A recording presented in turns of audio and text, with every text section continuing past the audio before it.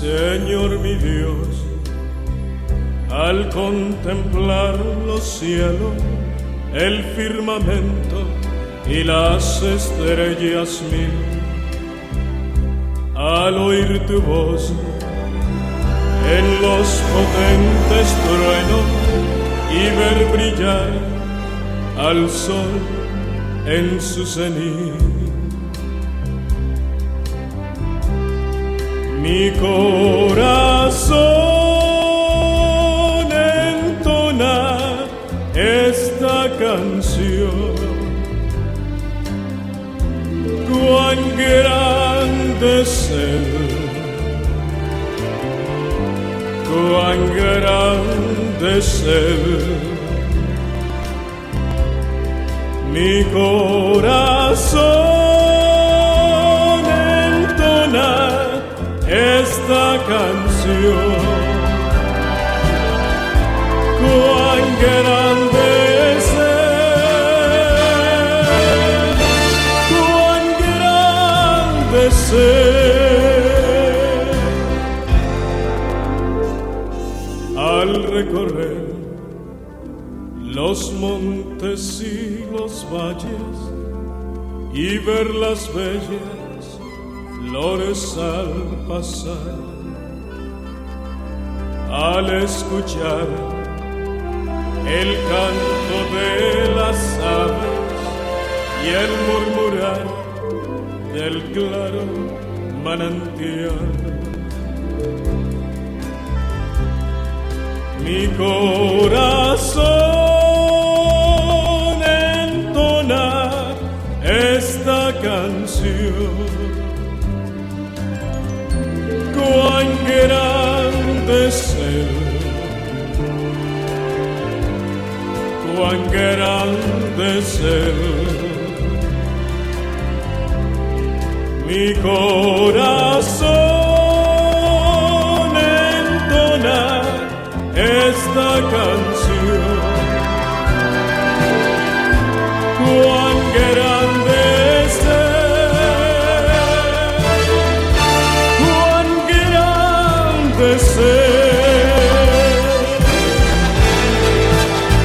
cuando el Señor nos llame a su presencia, al dulce hogar, al cielo de esplendor, le adoraré cantando su grandeza, de su poder y su infinito amor. Mi corazón entona esta canción. Cuán grande es Él, cuán grande es Él. Mi corazón entona esta canción. Cuán grande es Él, cuán grande es Él.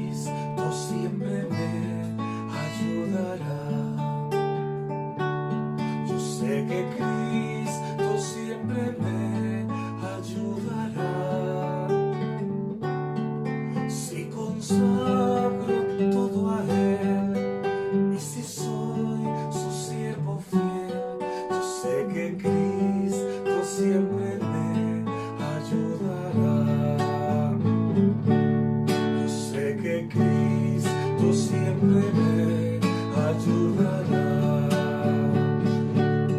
Yo sé que Cristo siempre me ayudará. Si consagro todo a Él y si soy su siervo fiel, yo sé que Cristo siempre me ayudará. Yo sé que Cristo siempre me ayudará.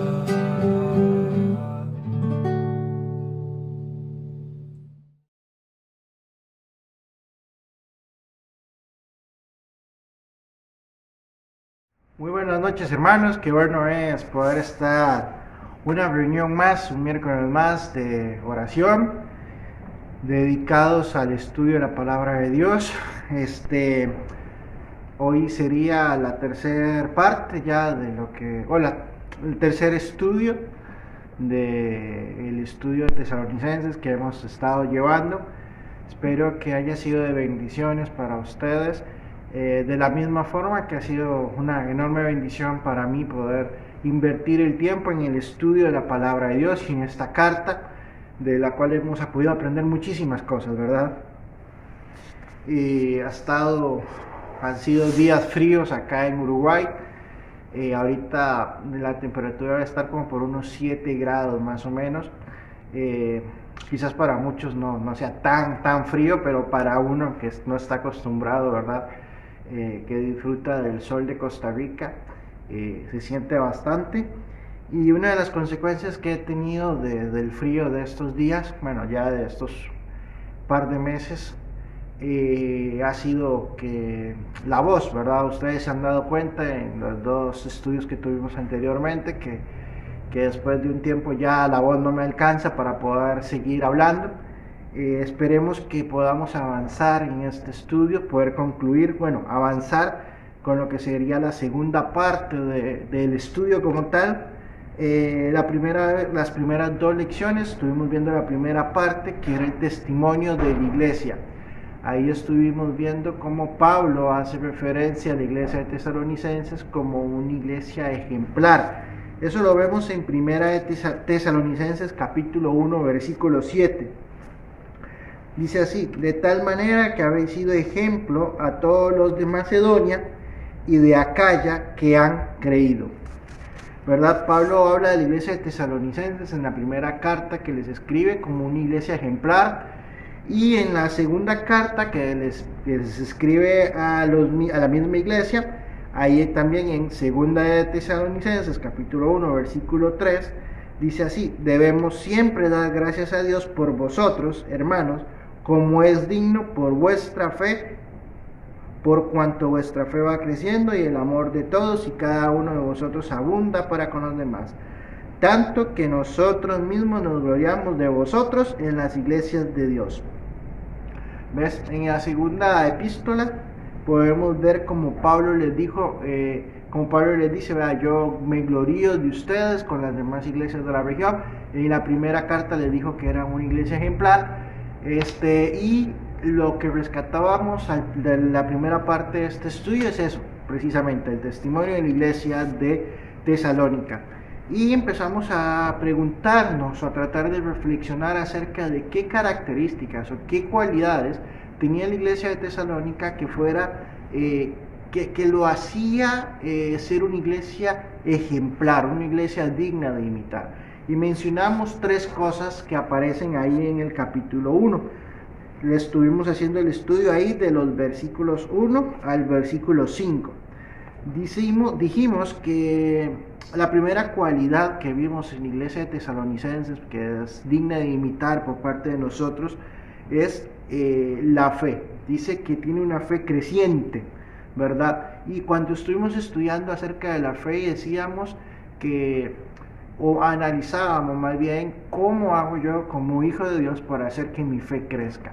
Y hablábamos de 3 contactos que como cristiano debemos tener. Decíamos que la fe de un cristiano está en constante crecimiento, que es la característica principal de la fe de los tesalonicenses. Primero, en contacto con la Biblia, con las pruebas y por último con los hermanos.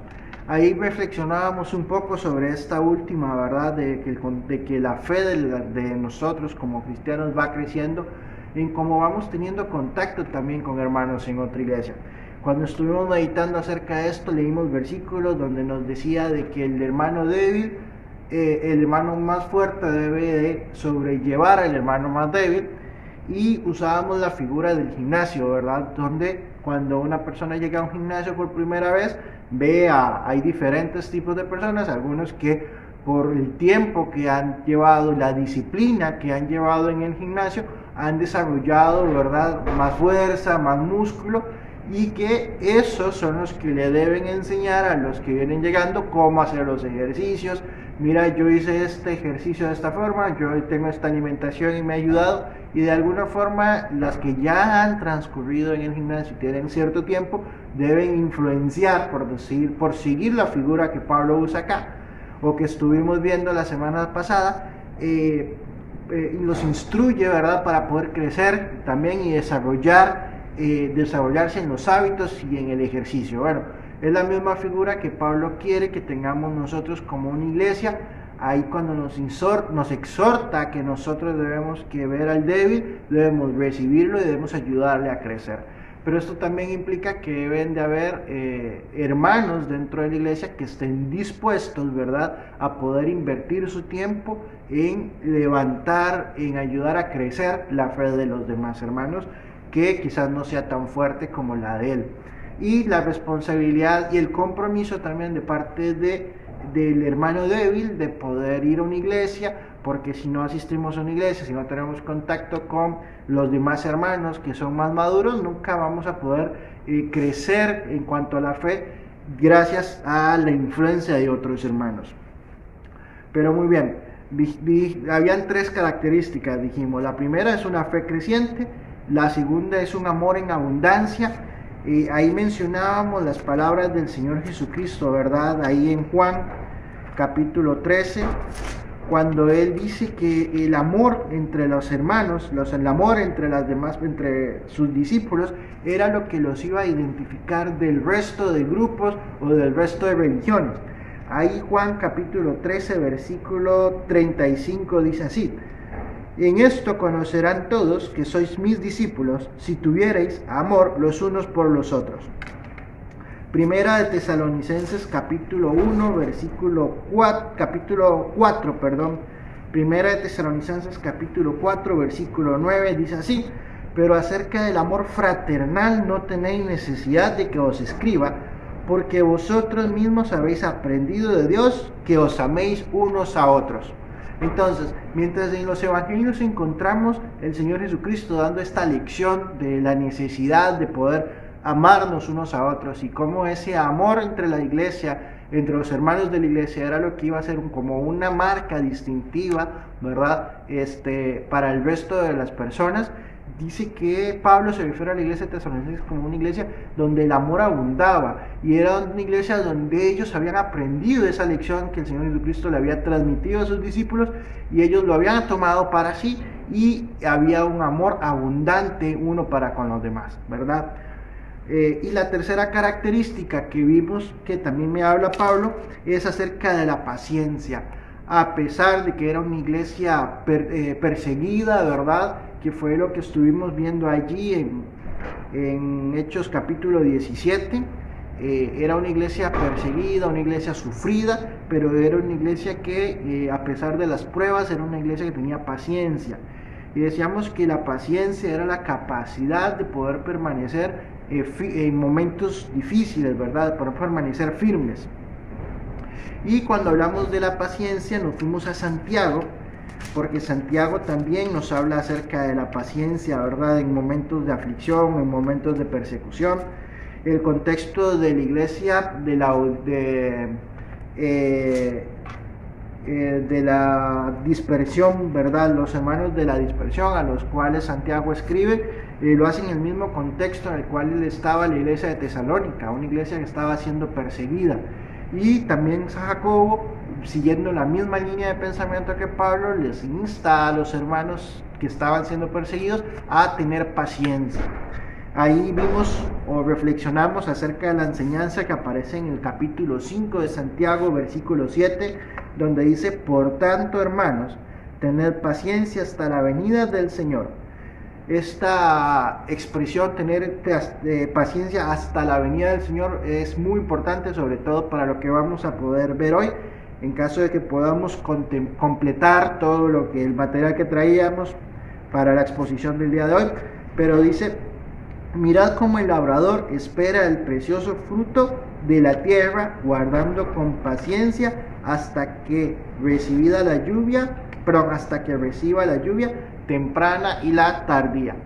Y acá hablaba del ejemplo del labrador, lo veíamos la semana pasada, que el labrador, por más que él se esforzara, él podía comprar la semilla, preparar la tierra, sembrar, pero era todo lo que él podía hacer. Después de eso, lo único que él hacía era depositar su confianza y esperar pacientemente en que Dios era el que iba a hacer llover, para poder de esta forma ver el fruto de su trabajo.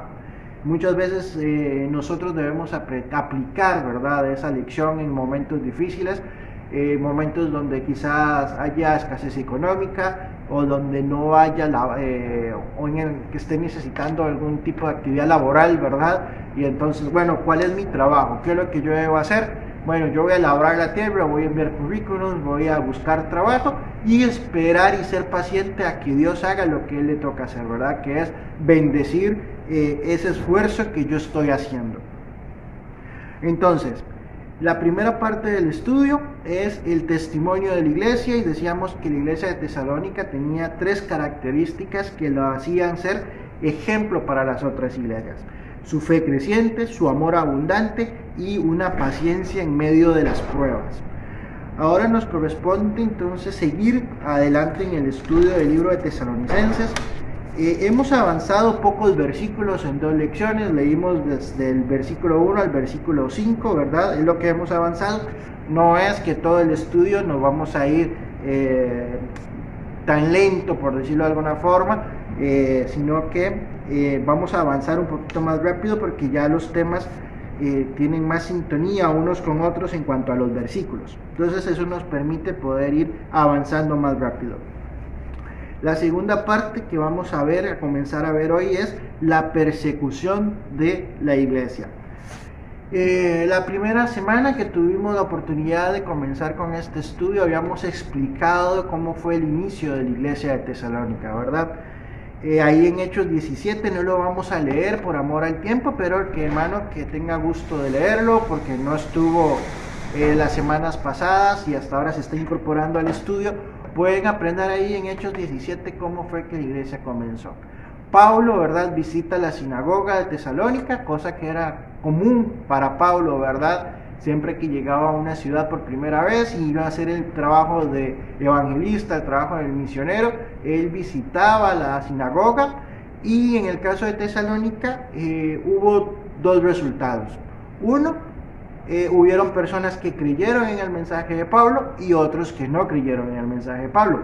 Lo que sucede, ¿verdad?, las 2 opciones que hay cuando le predicamos el evangelio a una persona. El problema fue que las personas que no creyeron empezaron a perseguir a las personas que sí creyeron, y fue realmente una persecución fuerte, y lo vemos en toda la carta, en la primera y en la segunda carta de Tesalonicenses. Podemos ver la persecución y todo lo que la persecución produjo dentro de la iglesia. Ahora, vamos a ver en cuanto a la iglesia, o ante la persecución de la iglesia, vamos a ver primero la actitud de la iglesia. Vamos a ver la actitud de la iglesia cuando está siendo perseguida.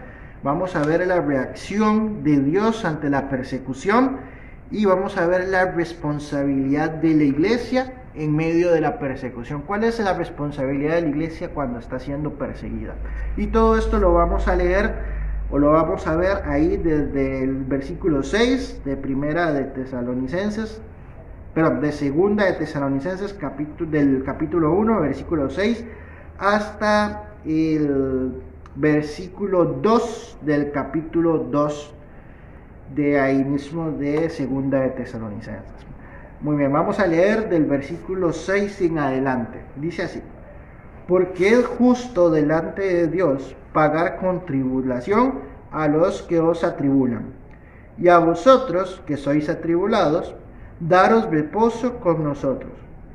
Cuando se manifieste el Señor Jesús desde el cielo con los ángeles de su poder, en llama de fuego, para dar retribución a los que no conocieron a Dios, ni obedecen al Evangelio de nuestro Señor Jesucristo, los cuales sufrirán pena de eterna perdición, excluidos de la presencia del Señor y de la gloria de su poder, cuando venga en aquel día para ser glorificado en sus santos y ser admirado en todos los que creyeron.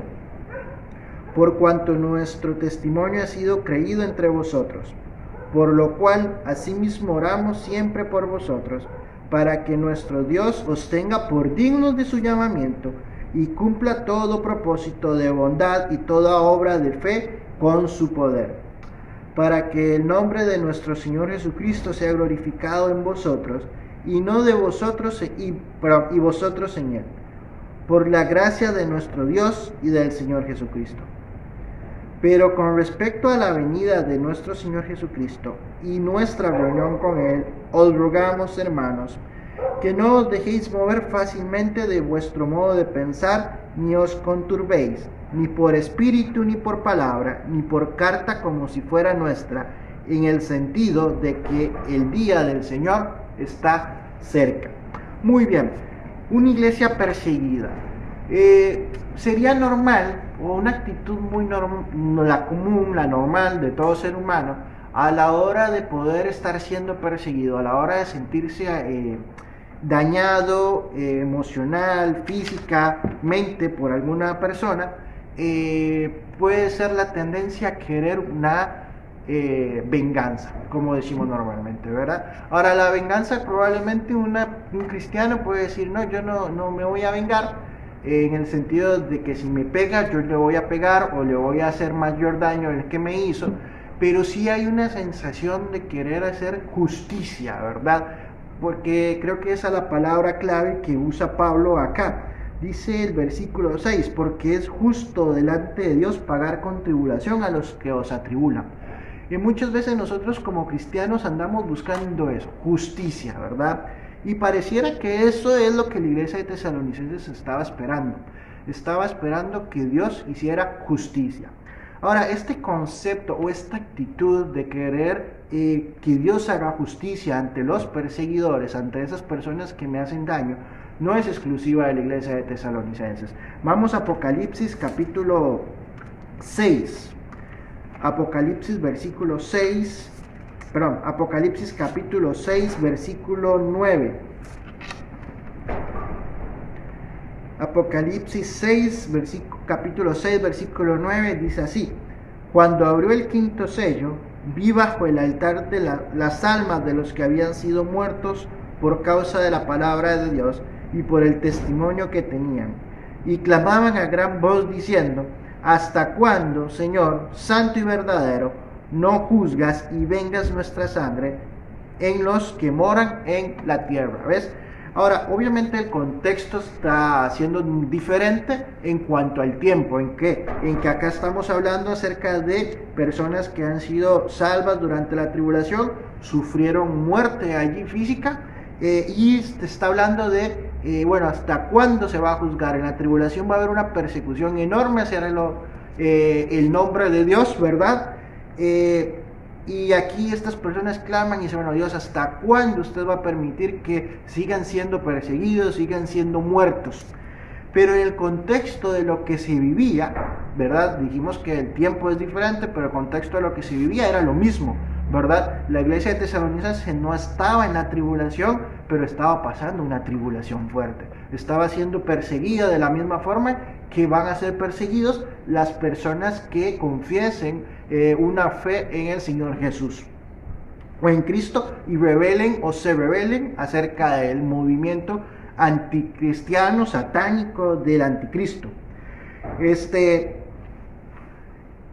Y pareciera que la actitud es la misma, ¿verdad? Y Pablo les dice que es justo que Dios castigue a la persona que persigue a la iglesia, que no hay un problema en cuanto a eso, no es que Dios no va a hacer nada. Dice: Y vosotros que sois atribulados, daros reposo con nosotros, cuando se manifieste el Señor Jesús desde el cielo con los ángeles en su poder. Ahora, ¿cuándo iba a ser esto justicia? ¿Cuándo se iba a hacer justicia? Aquí el versículo 7 que acabamos de leer dice que se va a hacer justicia cuando se manifieste el Señor Jesús. Y esto nos hace recordar lo que leíamos ahora en Santiago, ¿verdad? Siguiendo la misma línea de pensamiento. Allí en Santiago capítulo 5, el versículo era el versículo 7. Por tanto, hermanos, tened paciencia hasta la venida del Señor. ¿Ves? Nuevamente el llamado a la iglesia que estaba siendo perseguida en aquel momento era que iba a haber justicia, pero teníamos que ser pacientes hasta la venida del Señor, ¿verdad? Y aquí Pablo dice que esa venida del Señor iba a traer juicio, iba a ser de condenación para aquellos que les estaban persiguiendo. Y esto es interesante, ¿por qué? Porque el concepto de que iba a venir el Señor y que iba a traer paz, o que iba a haber un momento dentro de la iglesia en que los hermanos iban a poder disfrutar eternamente de la salvación, eternamente del juicio, de la presencia de Dios. Era algo que no era nuevo para ellos, ya había sido revelados ahí en la primera carta de Tesalonicenses, en el capítulo 4. Se les había dicho que iba a llegar un momento donde ellos iban a disfrutar de un reposo eterno. Leamos 1 Tesalonicenses capítulo 4, versículo 13 al 18. Dice así: tampoco queremos, hermanos, que ignoréis acerca de los que duermen, para que no os entristezcáis como nosotros que no tienen esperanza. Porque si creemos que Jesús murió y resucitó, así también traerá Dios con Jesús a los que durmieron en él. Por lo cual os decimos esto en palabra del Señor, que nosotros que vivimos, que habremos quedado hasta la venida del Señor, no precederemos a los que durmieron, porque el Señor mismo, con voz de mando, con voz de arcángel y con trompeta de Dios, descenderá del cielo, y los muertos en Cristo resucitarán primero. Luego nosotros, los que vivimos, los que hayamos quedado, seremos arrebatados juntamente con ellos en las nubes para recibir al Señor en el aire, y así estaremos siempre con el Señor. Por tanto, alentaos los unos a los otros con estas palabras. En la primera carta que Pablo le escribe a los tesalonicenses, él encuentra una iglesia desanimada, una iglesia entristecida. ¿Y por qué la iglesia estaba triste? Bueno, por la misma causa, estaban siendo perseguidos. Lo más seguro es que esa misma persecución, porque aquí habla en el versículo 13 de que aquellos que ya han muerto, acerca de los que duermen, ¿verdad? Para no usar la expresión que mueren, sino que Pablo sabía de que estaban en un estado de, por decir, usar la figura sueño, y que algún día ellos iban a ser revividos, iban a disfrutar de la presencia de Dios, y ellos estaban entristecidos. Algunas personas o algunos comentarios creen o enseñan de que probablemente ellos estaban entristecidos porque pensaban que las personas que iban a entrar al cielo o que iban a poder disfrutar de la eternidad eran aquellas personas que estuvieran en vida. Ahora, lo más seguro es que ellos estaban tristes por el hecho simplemente de que habían hermanos en la fe que habían muerto por la persecución, y Pablo les trae ese mensaje, ¿verdad? Dice: ustedes no se preocupen, hermanos, por aquellos que ya murieron, porque estén muertos o estén vivos, nosotros todos los que hayamos creído vamos a ir al cielo con el Señor. No importa que haya muerto en la persecución, él está esperando simplemente ese día donde el Señor lo va a revivir, lo va a tomar a la fuerza, ¿verdad? Donde dice que son arrebatados, va a ser arrebatado, y junto con nosotros los que estamos vivos vamos a ir al cielo. Y él usa esa figura, o esa figura no, esta doctrina o esta revelación, ¿verdad? Acerca de este momento donde va a ser la iglesia tomada a la fuerza y va a darle vida a aquellos creyentes que han muerto físicamente. Y dice que el propósito, en el versículo 18, dice que debemos alentarse, o la iglesia debía alentarse uno a los otros con estas palabras, o con este concepto, ¿verdad? De que había muerto en la persecución, pero aún con todo esto, esas personas estaban esperando simplemente el momento de reunirse con el Señor y con los que estaban vivos. Ahora, en la segunda carta, Pablo también les vuelve a mencionar un evento futuro, ¿verdad? Y ahora les habla acerca de la venida del Señor. Pero en la primera carta los anima porque estaban tristes por aquellas personas que habían muerto. Pero ahora dice que va a haber un evento, ¿verdad? Futuro también. Aquí hay un debate muy abierto, podríamos hablar mucho de escatología en cuanto a los eventos que habla en el primera de Tesalonicenses capítulo 4 con lo que se está narrando acá, si es el mismo evento, son dos eventos diferentes. No lo vamos a tomar hoy o no vamos a estudiar esto en estos estudios de Tesalonicenses porque, como dijimos al inicio, estamos pensando en la iglesia, ¿verdad? Y en las cosas que podemos aprender de la iglesia de Tesalonicenses, y eso nos desviaría un poco del tema, por amor a mantenernos en el tema. Pero lo que quiero es que podamos ver cómo en la primera carta Pablo los anima diciendo que los muertos van a resucitar y que van a estar siempre con el Señor, y acá le presenta otra cara. Acá dice que va a venir un día en el que el Señor se va a manifestar, pero no se va a manifestar ya para que resucitar a los muertos como en la primera carta, sino que dice que se va a manifestar para juzgar, para hacer juicio, para hacer justicia de aquellas personas que son perseguidas. Es justo dar castigo a esas personas que estaban persiguiendo a la iglesia de Tesalonicenses. Entonces, en la primera carta la iglesia estaba triste por la persecución porque habían muerto muchos, y en la segunda la iglesia lo que tenía era una necesidad de justicia, ¿verdad? Y Pablo les dice que va a haber justicia, solo que la justicia que Dios les va a dar es una justicia que deben esperar, como dice Santiago, hasta la venida del Señor, y debe ser una justicia que Dios va a dar. Y eso es algo muy importante. Ahora, para nosotros hoy en día, quizás como iglesia no estamos siendo perseguidos ni en Uruguay, ni la iglesia en Costa Rica,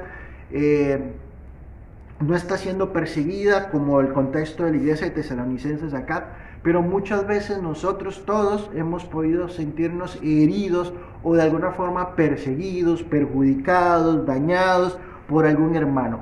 Y se tiene la misma sensación, ¿verdad? Quizás algún hermano mintió o dio un falso testimonio acerca de usted, y entonces se enciende en nosotros la misma sensación de justicia, y diciendo, bueno, Dios, ¿cuándo va a hacer justicia? ¿Por qué no castiga a este hermano? ¿Por qué usted no hace que caiga un rayo del cielo y los queme a todos, ¿verdad? Como tuvo la actitud Pedro.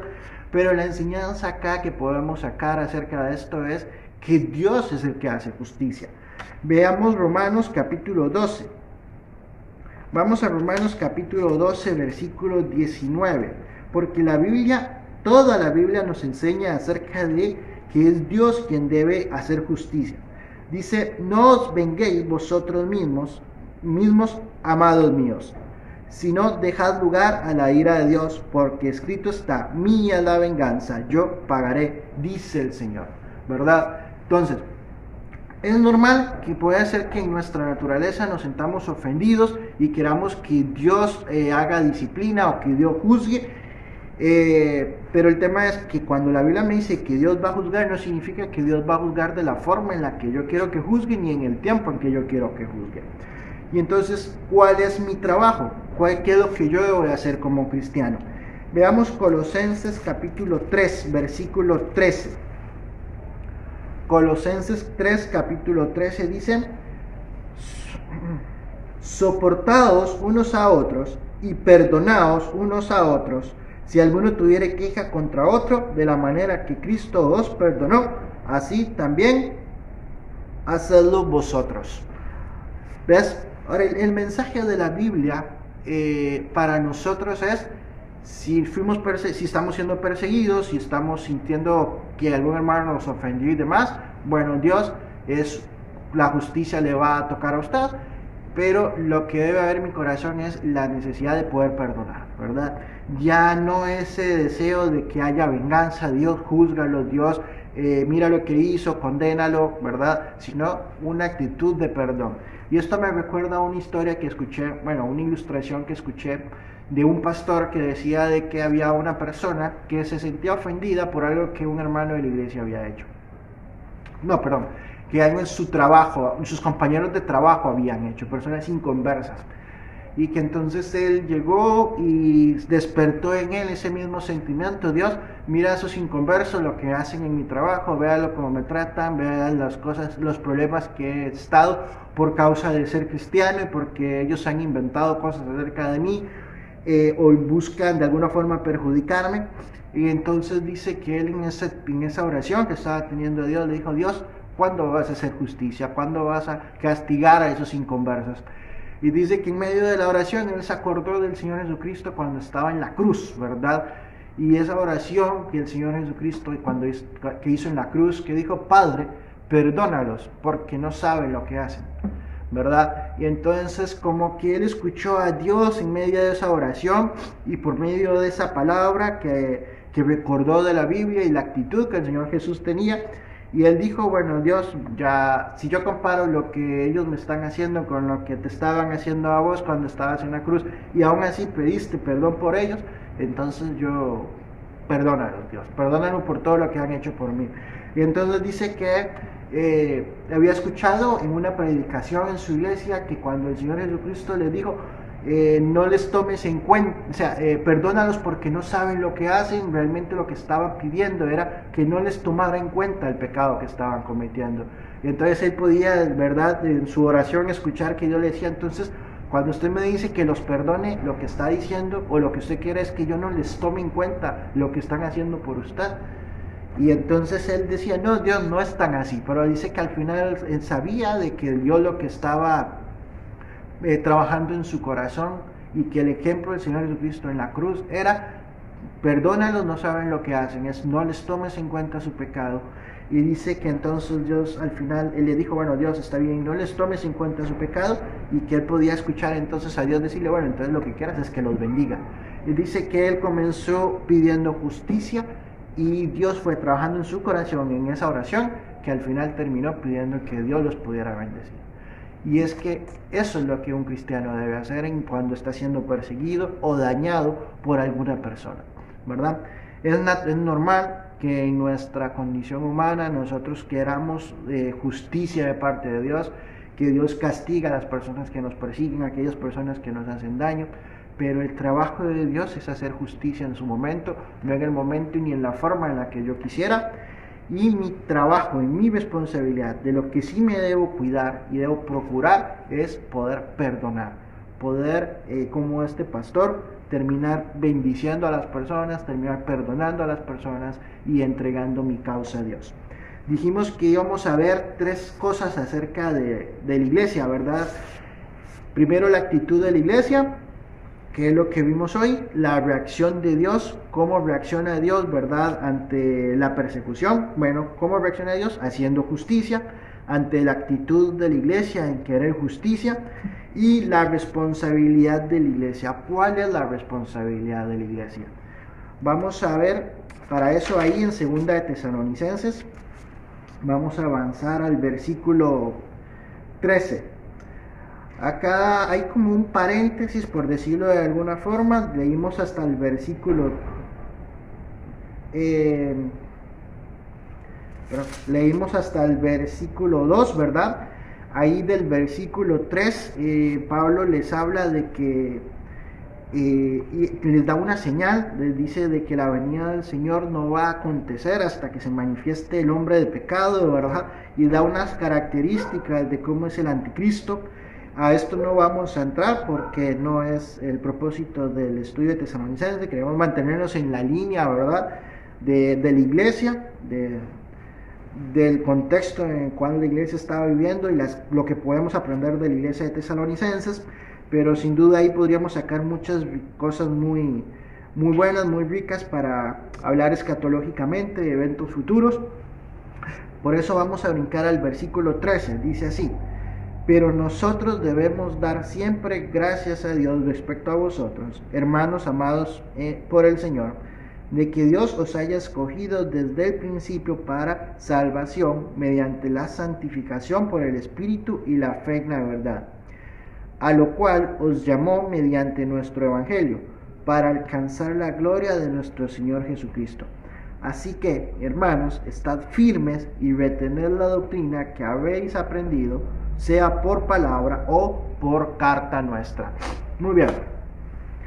Está la actitud de la iglesia, ¿verdad? Dios haga justicia. Aquí también nos enseñan cuál es la reacción de Dios ante esa situación de persecución. Bueno, Él va a hacer justicia en su momento, pero Pablo les da una responsabilidad como iglesia. Yo sé que ustedes están siendo perseguidos, que la cosa no es fácil, pero ustedes tienen una responsabilidad, ¿verdad? La responsabilidad, dice, es estar firmes. Esta situación o esta expresión, estar firme, es un término militar, y cuando leemos esto debemos pensar en quizás aquellas películas que hemos visto de guerras, ¿verdad? Donde siempre cuando un ejército salía a la batalla, los primeros eran los escuderos, ¿verdad? Se hacían varias filas de escuderos, y el trabajo del escudero que iba al frente era con su escudo no permitir que pueda hacer una barrera y no permitir que el ejército invasor pudiera avanzar y atacar a los demás soldados, ¿verdad? El trabajo de él para poder cumplir con esto era poder estar firmes, es decir, ponerse derecho, ponerse el escudo y resistir firme de pie los ataques que el otro ejército iba a hacer. En el momento en que uno de estos soldados perdiera su firmeza o perdiera su escudo o cayera al piso, eso se iba a convertir en un lugar o un espacio para permitir el acceso a al ejército enemigo de poder seguir avanzando. Eso es lo que Pablo tenía en mente cuando le dice a la iglesia de Tesalonicenses estar firmes. La figura del ejército, ¿verdad? Es muy usada por Pablo, y teniendo esta figura nos es más sencillo entonces poder entender Efesios capítulo 6, ¿verdad? Vamos ahí a Efesios capítulo 6, porque ahí nos habla acerca de la armadura de Dios. Efesios capítulo 6, versículo 13 dice: por tanto, tomad toda la armadura de Dios para que podáis resistir en el día malo, y habiendo acabado todo, estad firmes. ¿Ves? Esa es la misma figura, la misma línea de pensamiento que Pablo tenía en Efesios cuando nos enseña acerca de la armadura de Dios. Es la misma línea de pensamiento que cuando le escribe a la iglesia de Tesalonicenses, ahí en el versículo 15, de que a pesar de que están siendo perseguidos, ellos deben permanecer firmes. Ahora, ¿firmes en qué debe estar una iglesia? Bueno, la Biblia también nos menciona algunas áreas en las cuales una iglesia debe permanecer firme. No importa si es una iglesia perseguida o no. Pero para poder ver estos 3 puntos que la Biblia nos enseña de cómo debe permanecer o en qué debe permanecer una iglesia firme, vamos a esperar hasta la próxima semana para poder seguir avanzando con este estudio. Entonces, muy bien, hoy vimos, en forma de repaso, vimos la persecución de la iglesia. Primero vimos la actitud de la iglesia, que era una actitud de querer que Dios hiciera justicia. Vimos la reacción de Dios, ¿verdad?, ante esa actitud de la iglesia, en que Dios va a hacer justicia, pero en su momento, en la segunda venida, o en el tiempo en que Él se manifieste. Y también Pablo les deja una responsabilidad, la de estar firmes. Y esto nos hace recordar aquel himno de firmes y adelante, ¿verdad?, que cantamos en la iglesia. Bueno, el trabajo del cristiano o la responsabilidad del cristiano hoy, está en persecución o no está en persecución, es permanecer firmes. ¿Firmes en qué? Bueno, lo vamos a ver la próxima semana. Así que vamos a tomarnos un tiempo para orar. Por favor, acompáñeme a orar. Déjeme guiarle en la oración. Y usted vaya hablando con Dios en la situación particular en la que haya fallado. Pero que al terminar la oración todos estemos en paz. Como iglesia, como cuerpo de Cristo, podamos ser uno en Cristo Jesús, clamando por las otras necesidades. Dice la palabra de Dios que cuando la iglesia primitiva se unía, hasta el edificio temblaba. Hoy es la noche en que nosotros necesitamos que también empiece a temblar el mundo por las bendiciones que Dios quiere traer en respuesta a nuestras oraciones. Pero necesitamos estar en paz con Dios. Así que entonces vamos a orar. Amado Señor,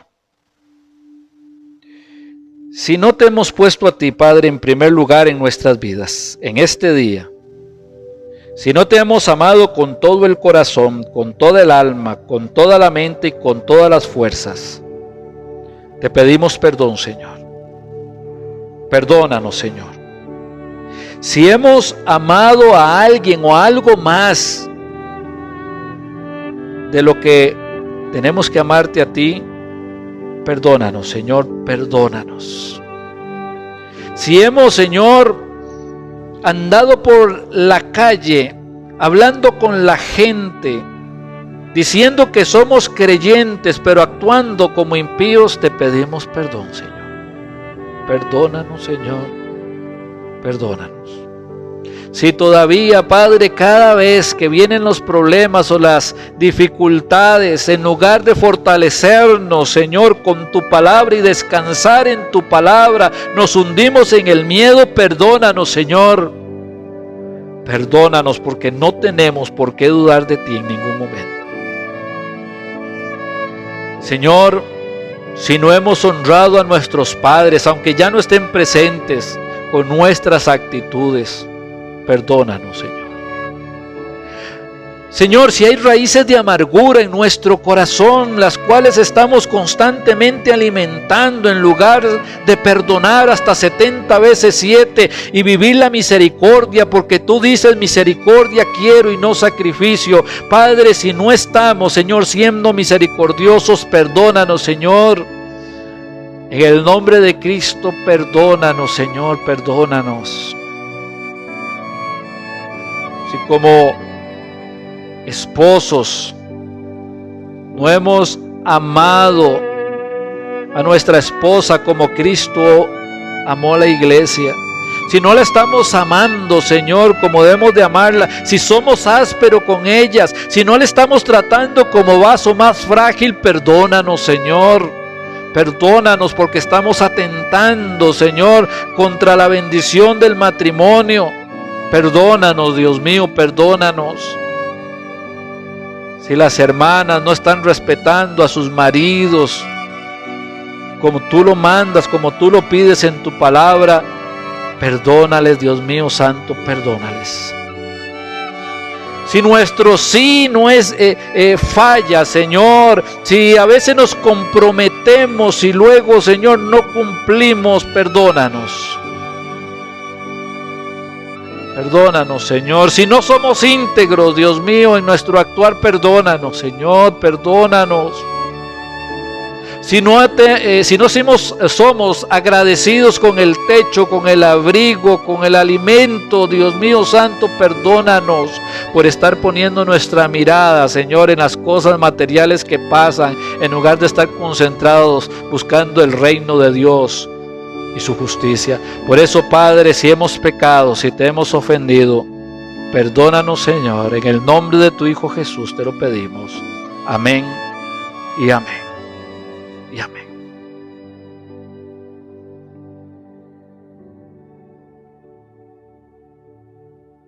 Mis hermanos, hay personas enfermas. Hay muchas personas enfermas, lo sabemos, pero a veces sabemos de personas que se han enfermado y nos piden que oremos por ellos. Y claro, lo hacemos con mucho gusto. A veces esas personas que están enfermas aún no son salvas. Y lo más importante es la sanidad de sus almas más que de sus cuerpos, porque si sus cuerpos sanan y luego con el tiempo llegan a morir y se van a la condenación, entonces de nada valió la sanidad en ese momento.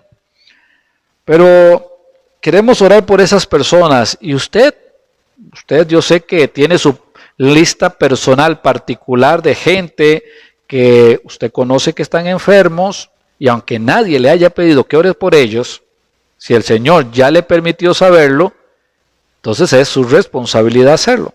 Así que vamos a orar por los enfermos.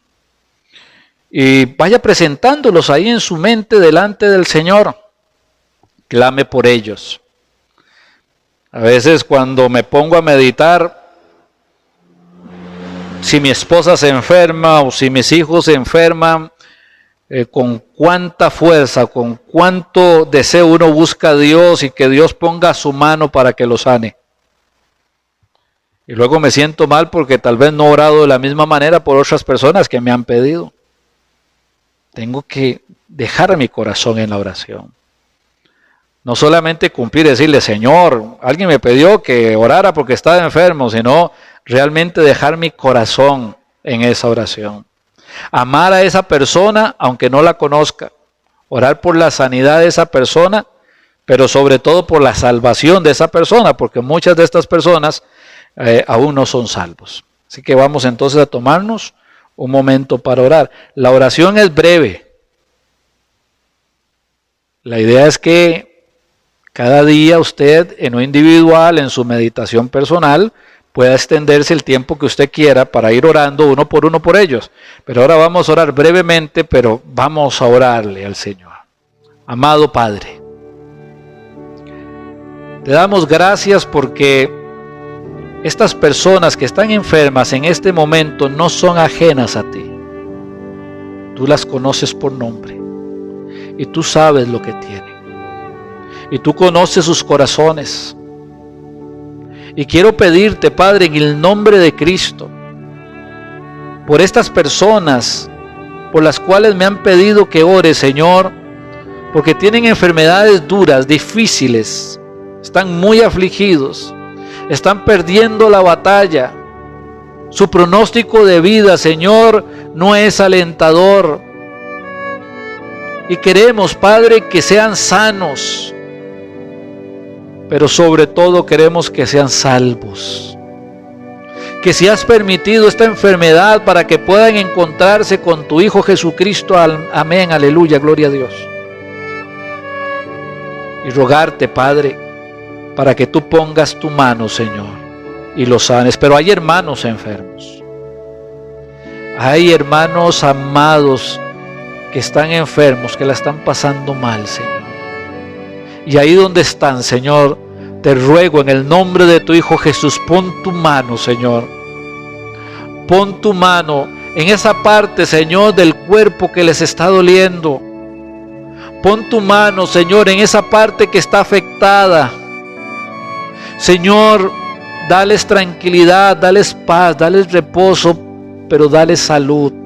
Yo sé, Padre, que solamente tienes que decir la palabra y se van a sanar. O puedes usar, Señor, a los médicos, o puedes, Señor, glorificarte, Señor, de otras maneras. En el nombre de Cristo, Señor, lo que queremos hacer en este momento es ponerlos delante de tu presencia y rogarte para que tú hagas una obra maravillosa en la vida de estos hermanos, que les puedas restaurar y que puedan contar el testimonio de tu amor, de tu gracia y de tu misericordia, porque eres el Padre que nos ama, que nos cuida, que nos protege, que está atento a lo que le pasa a cada uno de sus hijos. Y en eso confiamos, en ese amor y en esa misericordia tuya. Te lo pedimos en el nombre de tu Hijo Jesucristo. Amén y amén.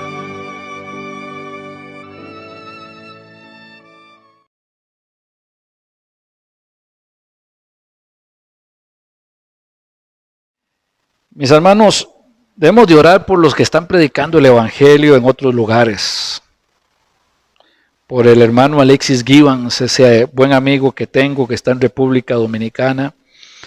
Por don Samuel Pérez Millo. Por el hermano Herbert Soto que está ahí en la India. Por el hermano Gerson Orellana que está ahí en el Perú.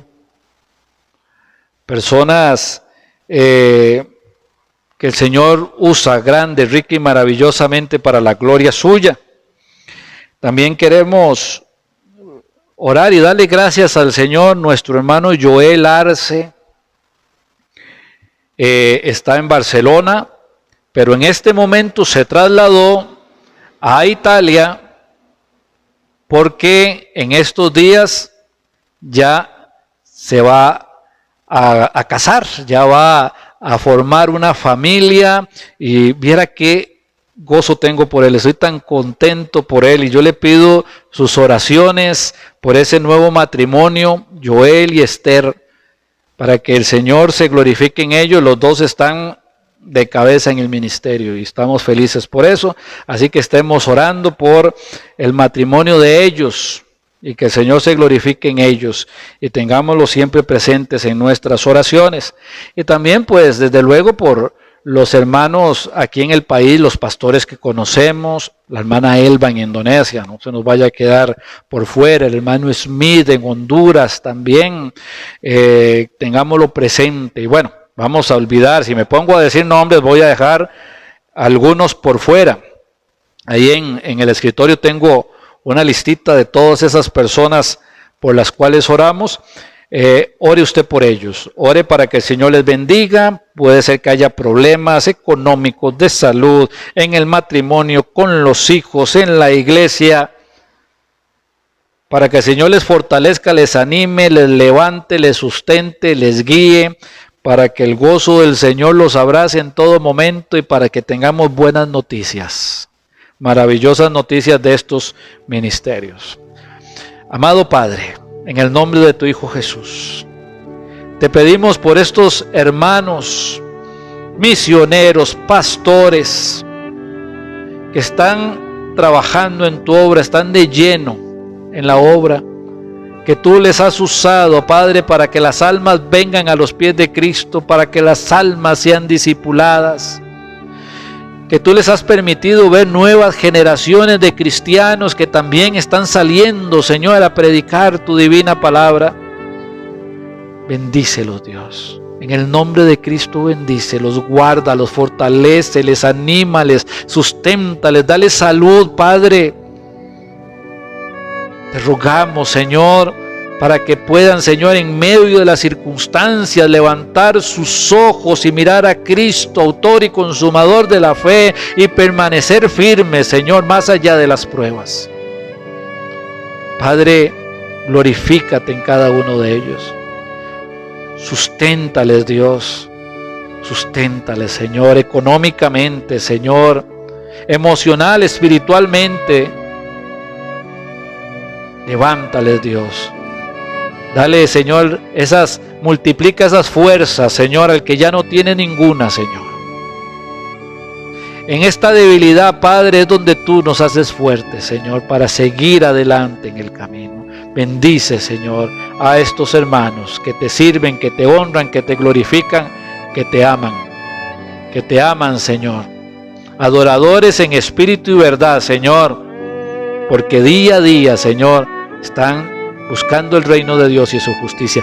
Bendícelos, Señor, y levanta nuevos obreros, Señor, que quieran trabajar para ti, que estén dispuestos a vivir y a morir por Cristo. Te lo pedimos en el nombre de tu Hijo Jesús. Amén y amén.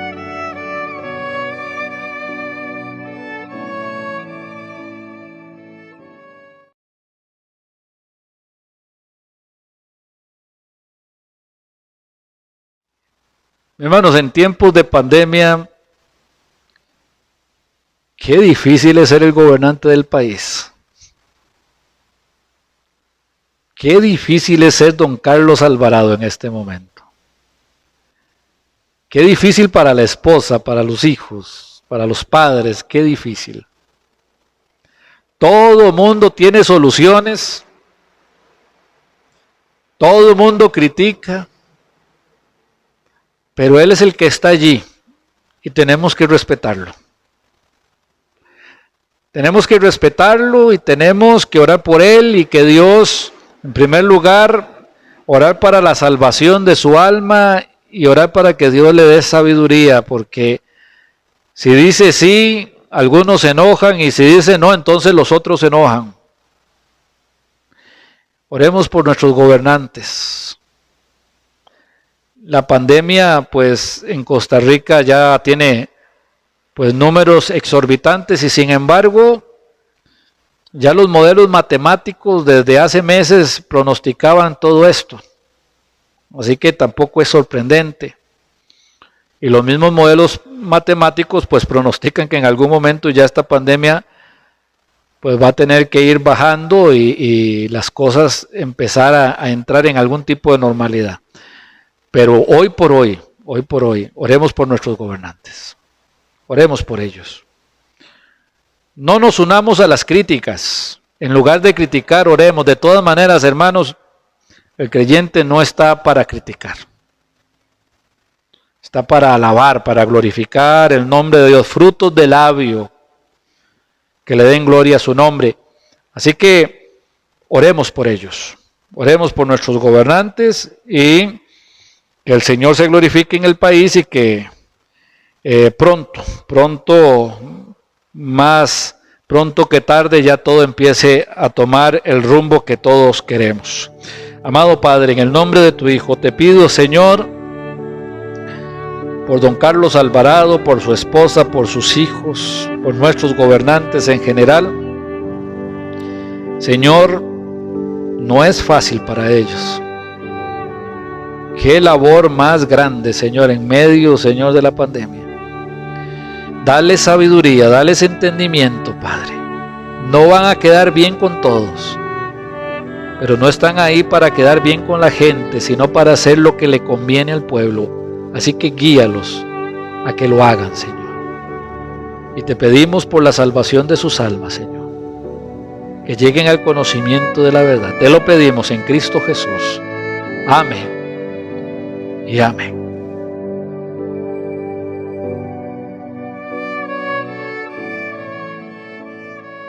Y una oración más es por la congregación.